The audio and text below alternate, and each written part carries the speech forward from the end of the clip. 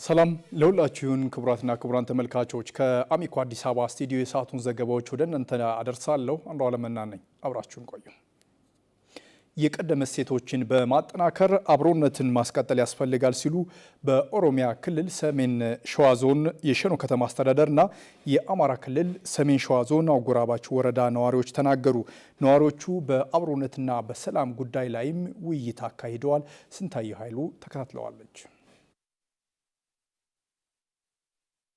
የውይይቱ ተሳታፊዎችም እንደ ድርና ማጊ ሆነውን የኦሮሚያና የአማራ ተወላጅ ለመከፋፈል የሚደረገውን የጥላቻ ዘመቻ ማስቆም ላይ ሚናቸውን እየተወጡ መሆኑን ተናግረዋል። እኛ ወንድማማቾች አብረን መኖር ስንችል አሁንም አጎራባች ቀበሌ ውስጥ የሚከቱት ቢመከሩ ቢዘከሩ ይመረጣል ብያለሁ። በጣም ነው የምንደሰተው። እኔ በኢትዮጵያዊነቴ የሚሞቱት ልጆቻችን የተጎዳችው የኢትዮጵያ እናት እኮ ነች። ለልጆቻችን ቅድሚያ እንሞታለን እንጂ ሰው እንዲገደልብን አንፈልግም። አንድ ነን። የተጋባን ኦሮሞና አማራ ማንም ያላያየን ይሄ የሰላም መድረክ አሁን የሚታሰብበት ወንድማማችነትን ማጠናከር እንደሚገባ ያነሱት የአንጎለላና ጠራ ዋና አስተዳዳሪ ደረሰ ደመመና የቅንብቢት ወረዳ ዋና አስተዳዳሪ አቶ ፍቅር ያበራ በወረዳዎቹ አጎራባች አካባቢዎች ያሉትን የሰላም ጠላቶች በጋራ ለማጥፋት እየተሰራ ስለመሆኑ ገልጸዋል። መንግስት ብቻውን የጸጥታ ኃይል ብቻውን ህግን ማስከበር አይችልም። ሰላምን ማምጣት አይችልም። ሰላም የሁላችንም ስለሆነ ስለዚህ የጎልባም የለ የሸኖም የለ ፍረጃ ሳይሰጠው ጣት መቀሳሰሩ አያዋጣም። እሱ አክሳሪ ነው፣ ለማንም አልጠቀመም። እሱ እኛ ከሸኖ ከተማ ጋርም ከአንጎለና ጠራ ጋር የጋራ ጸጥታ ምክር ቤት አለን። እየተዋየን ያለን ውስጣችን የተሰገሰገውን ጠላት ከስር ከመሰረቱ ነቅለን ማጥፋት አለብን። የሰሜን ሸዋ ዞን ዋና አስተዳዳሪ መካሻ ለማያው ሰላምን በማጠናከር የጋራ ኢኮኖሚን በመገንባት የነዋሪዎችን የጋራ ጥቅም ለማስጠበቅ የሚያስችል ስራ ህዝብን አቅም በማድረግ እየተሰራ እንደሚገኝ አንስተዋል። አርሶ አደራችን የከተማውን ህዝብ ከጎናችን አድርገን ኢትዮጵያን የሚያደሙ ኃይሎች የኛ ጠላቶች ናቸው ብለን ለማጥፋት እየሰራ ነው ብልጽግና። ይሄንን ከዳር እስከ ዳር ማገዝ አለባችሁ። የጋራ ችግር በጋራ ነው የሚፈታው የሚል አቋም መያዝ አለባችሁ ማለት ነው። በተከታታይ እናንተን እያገኘን ውይይት እናደርጋለን። ከእናንተ ሀሳብ እንወስዳለን። እናንተን እንደ ትምህርት ቤት አድርገን ከትምህርት ቤቱ ትምህርት እየወሰድን ሀገራችን በአግባቡ እንድትመራ እናንተን አቅም አድርገን እንሰራለን። የሸኖ ከተማ አስተዳደር የብልጽግና ፓርቲ ቅርንጫፍ ጽህፈት ቤት ኃላፊው አቶ ሀብታሙ አብደታ የሰላምን ዋጋ ያልተረዱና የሀገር ፍቅር ለጎደላቸው ግለሰቦች ሀሳብ ማስፈጸሚያ ባለመሆን የአካባቢን ሰላም መጠበቅ ላይ በቅርበት እየተሰራ መሆኑን ተናግረዋል። ህዝብ ግንኙነት ማድረግ በጣም አስፈላጊ እንደሆነ እናምናለን። ከማህበረሰቡ እንደተነሳው ለወደፊቱ እንደዛሬውም ብቻ ሳይሆን በአጎራባች ቀበሌዎችም አካባቢ የጋራ ውይይቶች እንዲካሄዱ ተግባብተን እቅድም ያወጣንበት ጊዜ ነበር። አቶ መካሻ እኛ ጋር መጥቶ አብረን ተወያይተን የጋራ እቅድ አወጥተን የተንቀሳቀስንበት ሁኔታ ነው የነበረው። አብረን ህግ በማስከበር የጋራ ሰላማችን በማስጠበቅ ለወደፊቱ እንቀጥላለን። በህዝብ ስም የሚነግዱ የሀገር ባንዳዎችን ማረም የጋራ ስራ መሆን እንዳለበት ያስገነዘቡት የ112ኛ ኮማንዶና አየር ወለድ ክፍለ ጦር አዛዥ ኮሎኔል አደራጀው ሰረበ ሰላም ጠል የሆኑ ግለሰቦችን ለማረቅ በሚሰራው ስራ የቀደመ ባህልን በማስቀደም ሁሉም ኃላፊነቱን መወጣት እንዳለበት ገልጸዋል።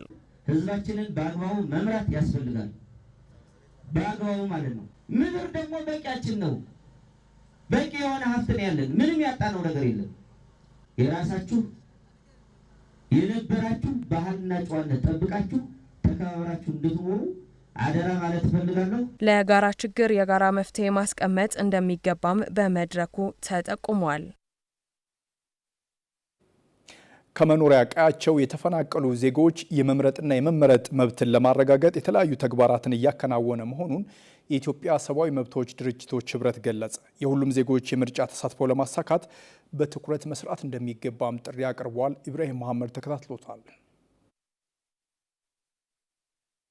የኢትዮጵያ የሰብአዊ መብቶች ድርጅቶች ህብረት 32 አባል ማህበራትን በማቀፍ በዋናነት በሰብአዊ መብት በዲሞክራሲና በሰላም ዙሪያ እየሰራ ይገኛል። ድርጅቱ በስድስተኛው ጠቅላላ ምርጫ በህዝበ ውሳኔዎችና በማሟያ ምርጫዎች ላይ በመራጮች ትምህርት ምርጫን በመታዘብና ተያያዥ ተግባራት ላይ ተሳትፏል። ህብረቱ በስድስተኛው ጠቅላላ ምርጫ ተፈናቃዮች ባሉባቸው አካባቢዎች የተለያዩ ተግባራትን ማከናወኑን የኢትዮጵያ የሰብአዊ መብቶች ድርጅቶች ህብረት ዋና ዳይሬክተር መስዑድ ገበየሁ ለአሚኮ ገልጸዋል። በጌዶና ጉጂ ላይ በአማራ ክልል በኦሮሚያ በሶማሌ ክልል ትኩረት አድርገን የመራጮች ትምህርት ተፈናቃዮች ላይ ትኩረት ያደርጉ ስንሰጥ ነበረ።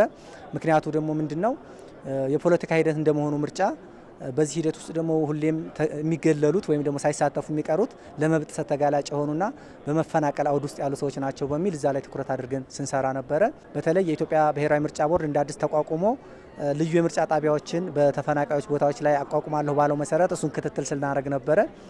ሶስተኛው የድህረ ምርጫ ተጠያቂነት ጥናት አድርገን ፓርላማ መቀመጫ ያላቸው ፓርቲዎችን ለመጠየቅና ጥናት ለማድረግና ያንንም በሚዲያ መልሰን ለማቅረብ ሞክረናል። በሰባተኛው ጠቅላላ ምርጫ የተፈናቃዮች የመምረጥ መብት የማረጋገጥና የምርጫ ክርክሮችን የምርጫ ትዝብትም እንደሚያካሄድ ህብረቱ አስታውቋል። በሶማሌ ክልል በቤንሻንጉልና በአማራ ክልል ተፈናቃዮች ባሉባቸው አካባቢዎች ላይ የምርጫ ትምህርት ለማስተማር እዛው ላይ ደግሞ የምርጫ መታዘብንም ለማስቀጠል ሀሳቡ አለን። ሁለተኛው ዝግጅታችን የምርጫ ክርክር ነው። በሰብአዊ መብት ላይ በተጠያቂነት ላይ ዘላቂ ሰላም በማምጣት ላይ ኢትዮጵያ ውስጥ ያሉ ለግጭት መነሻ የሆኑ ነገሮችን ዘላቂ መፍትሄ ከመስጠት አንጻር ፓርቲዎቹ ያላቸው ኮሚትመንት ምንድን ነው የሚለው ላይ ክርክር አዘጋጅተናል።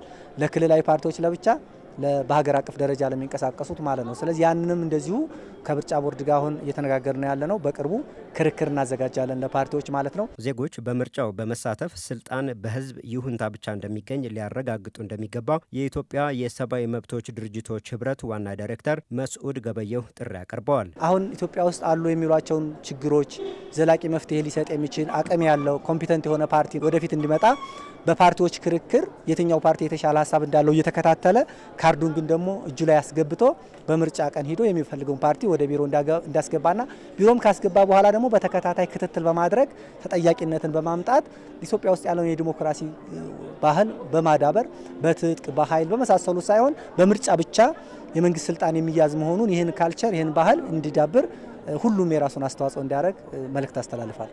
ተፈናቃዮችና የተገለሉ የማህበረሰብ ክፍሎች የምርጫ ተሳትፎን ለማሳካት ሁሉም በትኩረት መስራት እንደሚገባው ጥሪ ቀርቧል።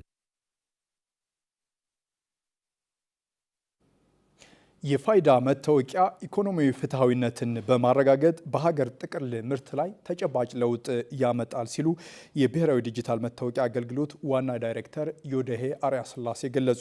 መታወቂያው መተማመንን በማሳደግ ወንጀል ለመቀነስም ወሳኝ ሁኔታን ይፈጥራል ብለዋል። እንደሚከተለው ተዘጋጅቷል። አብረን እንከታተል። የፌዴራል ሕገ መንግስት ከተቋቋመበት ዓላማዎች ቀዳሚው አንድ የኢኮኖሚ ማህበረሰብ መፍጠር የሚል ነው። ይሁንና ዜጎች አንድ ወጥና በአንድ ቋት የተሰባሰበ መረጃ ባለመኖሩ ይህንን ግብ ለማሳካት እንደ ሀገር አስቸጋሪ አድርጎት ቆይቷል። አሁን የተጀመረው የብሔራዊ ዲጂታል መታወቂያ ስራ ይህንን በማቀላጠፍ ብቻ ሳይሆን የኢኮኖሚ ተሳትፎ አቅምን ጭምር የሚያሳድግ ነው ይላሉ ከአሚኮ የኛ ጉዳይ ፕሮግራም ጋር ቆይታ ያደረጉት የብሔራዊ ዲጂታል መታወቂያ አገልግሎት ዳይሬክተር ዮዴሄ አርያ ስላሴ። አንድ ጉሊት የምትሰራ ሴት ዛሬ ብር ቢቸግራ 5,000 10,000 ብር ያለምንም የወረቀት አምጪ ፈርሚ ሳትባል በስልኳ ተበድራ ድንችና ካሮት ገዝታ እሱን ሸጣ ቤተሰቧን መመገብ ትችላለች ከሳምንት ሳምንት። ይሄ ማለት የአንድ ዝቅተኛ ማህበረሰብ ህይወት ተቀየረ ማለት ጂዲፒው ላይ ትላልቅ ኮርፖሬሽኖች ከሚያገኙት ገቢ የበለጠ ትርጉም አለው። ጂዲፒው ላይ እታች ያለው ማህበረሰብ ትንሽ ጥቃቅንና አነስተኛ ቢዝነሶች በጣም ብር የሚቸግራቸው ትናንሽ ስራ የሚሰሩ ጥቃቅን ቢዝነስ የሚባሉት እነሱ በቀላሉ ፋይናንስ አክሰስ አደረጉ ማለት የኢኮኖሚ ፍትህ የሚመጣው ያኔ ነው እንጂ ይሄ 100 ሚሊዮን 200 ሚሊዮን የሚበደረው ትላልቁን አይደለም። አገሪቱ ላይ ጂዲፒው ላይ ለውጥ ሊያመጣ የሚችለው በማስ እታች ያለው ጥቃቅን ቢዝነስ ያለው ሱቅ ያለው ጉሊት ያለው አርሶ አደሩ ለማዳበሪያ መግዣ ሲያገኝ ነው። በአሁኑ ወቅት ከ37 ሚሊዮን በላይ ተመዝጋቢዎች የደረሱበት ይህ የፋይዳ መታወቂያ ዜጎች መረጃዎቻቸው ግልጽና የሚገኙ በመሆናቸው ወንጀልን በመከላከል በኩል የሚያመጣው ውጤት ትልቅ ስለመሆኑም ያነሳሉ። አንድ በደል ሊደርስ በሚችለው ዜጋው ነው። እሱ ፖሊስ ጋር ሄዶ መፍትሄ ሊያገኝ ይችላል። አሁን እንደምታውቀው ምንተፋዎች በስተዋል፣ በዋትስአፕ እንትን ያደርጉሃል፣ ያጭበረብሩሃል፣ ቴሌግራም ይልኩልሃል ሜሴጅ፣ ባንክ አካውንትን ለማግኘት ብዙ ጥረት ያደርጋሉ፣ ወይ ተሳስተ ብር እንድትልክላቸው ያደርጉሃል።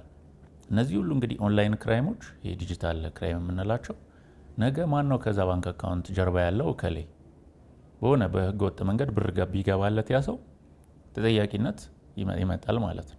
ይሄ ቨርቹዋል ጎስት የሚባል ይሄ ማይታወቅ ሰው አይኖርም። የሆነ ባንክ አካውንት ካለ ያ ከዛ ጀርባ ያለው ሰው መታወቅ አለበት። አንዳንዴ በፌክም ሰነድ የወጡ በጣም ብዙ ስለነበሩ ከዚህ በፊት እነሱን እያጠፉ በሆነ ሲም ካርድ ወንጀል ቢፈጸም በሆነ ባንክ አካውንት ወንጀል ቢፈጸም ከዛ ጀርባ ያለው ሰው ተጠያቂ ይሆናል። በቀላሉ የመለየት እድል ይመጣል። ዛሬ ባይያዝ ከነገ ወዲያ ይያዛል። እሱ ተጠያቂነት ደግሞ የሚፈጥረው በጣም ከፍተኛ የሆነ የተጠያቂነት ስሜት አለ። ተጠያቂነት ጨመረ ማለት ወንጀል ደግሞ በተፈጥሮ ይቀንሳል። አልያዝም ብሎ ነው ሰው ሲያስብ ወንጀል የመፈጸም እድሉ የሚጨምር። ዜጎች የኤሌክትሮኒክስ መለያ ኮድ የሚኖራቸው በመሆኑ አገልግሎት ተቀባይ ብቻ ሳይሆን አገልግሎት ሰጪ ባለሙያዎችም የሚሰሯቸው ስህተቶች በመቀነስ ፈጣን አገልግሎት ለመስጠት የሚያስችል ሁነት እንደሚፈጥር ዳይሬክተሩ ያብራራሉ። ከዚህ በፊት አንተ ነበርክ እንደ ባለ ጉዳይ የምትንከራተተው የሆነ ጉዳይ ለመጨረስ 3-4 ቢሮ ግብርና፣ ጤና ጋር ይልካል። ጤና ለተጠሪ ተቋም ሰነድ ይዞ የሚሽከረከረው ዜጋው ነበር። አሁን ሰነድ መሽከርከር ያለበት በሲስተሞች መሀል ነው። ዜጋው መሀል ላይ ሆኖ ተቋሞች ዙሪያውን ነው መሆን ያለባቸው። እሱን ለማስቻል አንዱ እንግዲህ ዜጋውን መሀል ላይ ለማድረግ ይጠቅማል ፋይዳ። በፊት አንተ ነበርክ የምትሰለፈው ለአገልግሎት። በዲጂታል ኢኮኖሚ ሳቤ ግን አገልግሎት ሰጪዎቹ ናቸው አንተ ጋር መጥተው የሚሰለፉት። ሲስተማቸውን ሁሉ ያስተሳስሩና እዚህ ላይ ያመጡልሃል። እንደ መሶብ አይነት ተቋም በአንድ ጣራ ውስጥ አድርጎ ሁሉንም አገልግሎት በቀላሉ ላንተ ይሰጣል። በፊት 5 ቀን ከፈጀበው አሁን በ5 ደቂቃ ማለቅ አለበት ጉዳይ። ይሄ እንግዲህ ኢኮኖሚው ላይ ትልቅ ትርጉም አለው።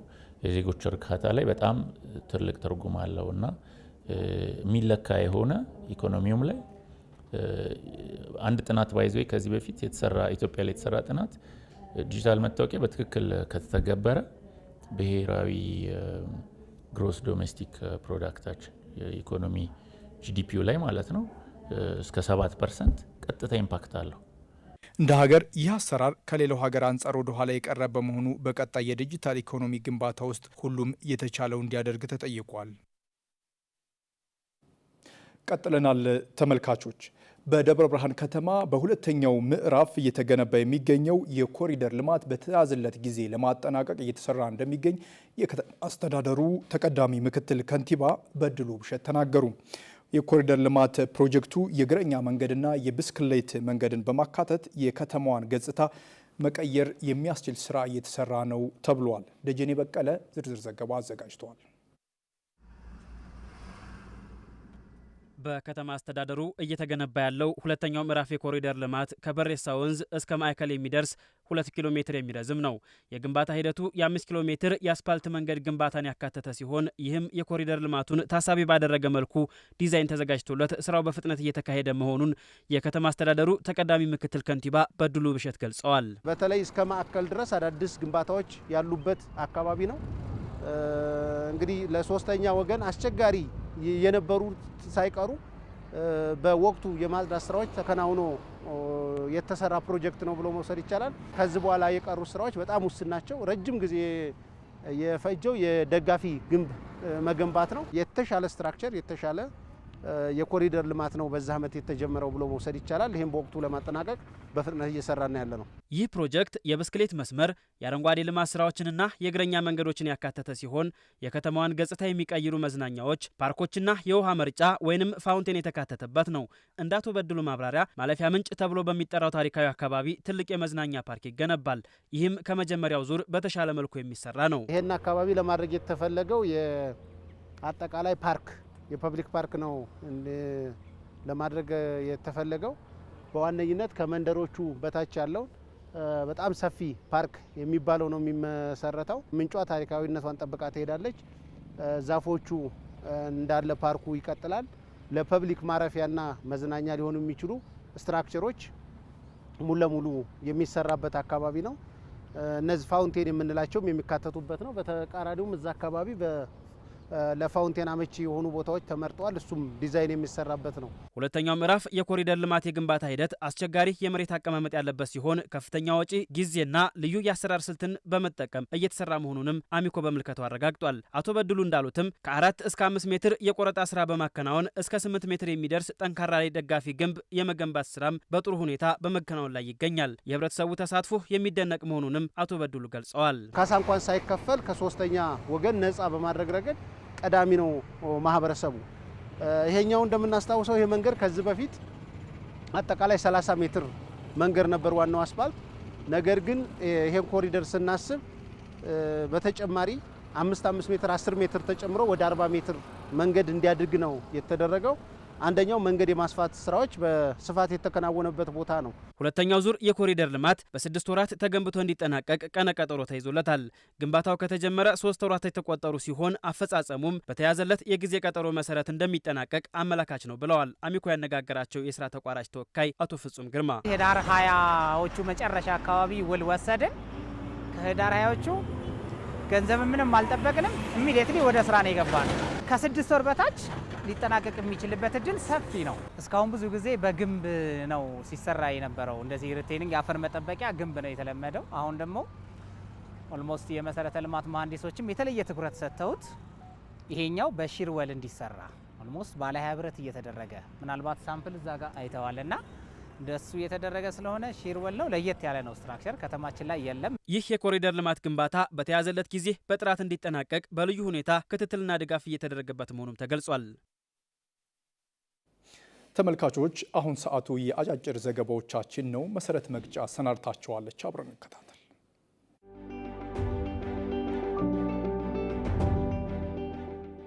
በመካከለኛው ምስራቅ በተፈጠረው ቀውስ የተነሳ ነዳጅ ገዝተው የሚጠቀሙ ሀገራት እንደ ልብ ለማግኘት ተቸግረዋል። በመሆኑም ችግሩ ተፈቶ ወደ መደበኛው የነዳጅ አቅርቦት ስርዓት እስክንመለስ ድረስ ነዳጅን በቁጠባና ለመሰረታዊ ነገሮች ቅድሚያ በመስጠት መጠቀም ይኖርብናል። በመሆኑም የነዳጅ አከፋፋዮች፣ ማደያዎችና ተጠቃሚዎች ነዳጅን በቁጠባ ለመሰረታዊ ነገሮች ቅድሚያ በመስጠት ሁላችንም በኃላፊነት ስሜት እንድንጠቀም ለማሳሰብ ወዳለሁ ሲሉ ጠቅላይ ሚኒስትር አብይ አህመድ በፌስቡክ ገጻቸው ገልጸዋል።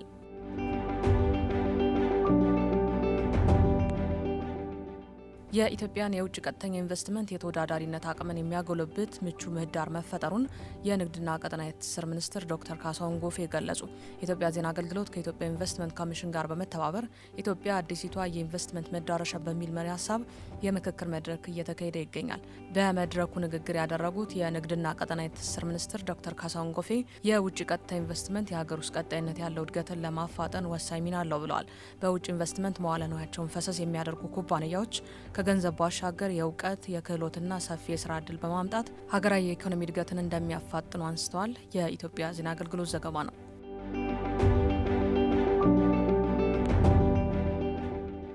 ኢትዮጵያ በሚሊዮን የሚቆጠሩ ዜጎችን በማስተባበር ለአየር ንብረት ለውጥ የማይበገር አረንጓዴ ኢኮኖሚ ለመገንባት የምታከናውነው የአረንጓዴ አሻራ መርሃ ግብር ለዛምቤዚ ተፋሰስ ሀገራት ትልቅ ተሞክሮ እንደሚሆን ተገለጸ። ለዛምቤዚ ወንዝ ተፋሰስ ኮሚሽን የኢትዮጵያ የአረንጓዴ አሻራ ተሞክሮ ማጋሪያ መድረክ እየተካሄደ ይገኛል። የውሃና ኤነርጂ ሚኒስትር ዶክተር ሀብታሙ ኢተፋ በመድረኩ ላይ እንደገለጹት ኢትዮጵያ በአየር ንብረት ጥበቃ ዙሪያ የምታወራውን በተግባር የምትፈጽም ሀገር መሆኗን አስመስክራለች ብለዋል። ባለፉት ዓመታት የተተከሉ 48 ቢሊዮን ችግኞች ስኬት ምንጩ የአመራሮች ና የህዝቡ ቁርጠኝነት መሆኑን ጠቅሰው መርሃ ግብሩ ለቀጣይ ትውልድ ብልጽግና ጠንካራ መሰረት የሚጥል ነው ብለዋል። የኮሚሽኑ አባላት በኢትዮጵያ ቆይታቸው እነዚህን ተጨባጭ ልምዶች ወደ ሀገራቸው ይዘው እንደሚሄዱና ኢትዮጵያም ከሌሎች ሀገራት ልምድ ለመጋራት ዝግጁ መሆኗን ገልጸዋል። የኢትዮጵያ ዜና አገልግሎት ዘግቦታል።